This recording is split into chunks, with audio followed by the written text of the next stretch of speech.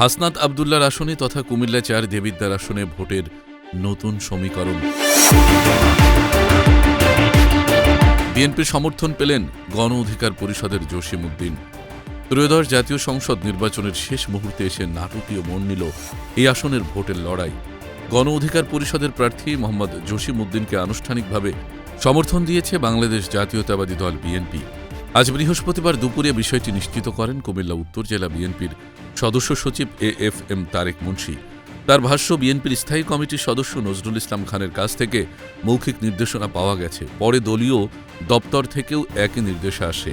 লিখিত নির্দেশনা না এলেও সেই মৌখিক সিদ্ধান্তের ভিত্তিতেই বিএনপির নেতাকর্মীরা প্রাক প্রতীকের পক্ষে মাঠে নেমেছেন।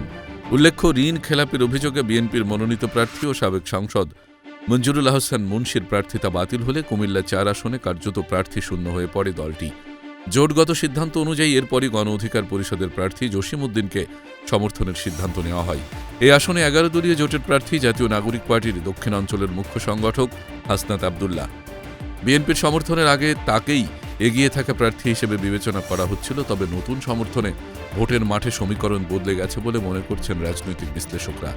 গণ অধিকার পরিষদের প্রার্থী জসিম উদ্দিন বলেন, বিএনপির সমর্থন তাকে নতুন আশার আলো দেখাচ্ছে।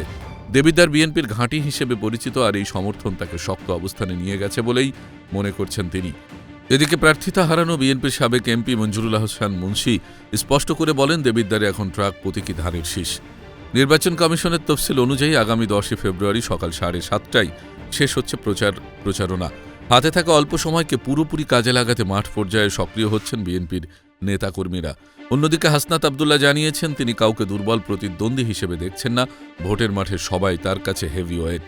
সব মিলিয়ে কুমিল্লা ৪ আসনে শেষ মুহূর্তের এই রাজনৈতিক সমর্থন ভোটের লড়াইকে নতুন করে আলোচনায় এনেছে এবং দেবিদ্বার হয়ে উঠছে জমজমাট।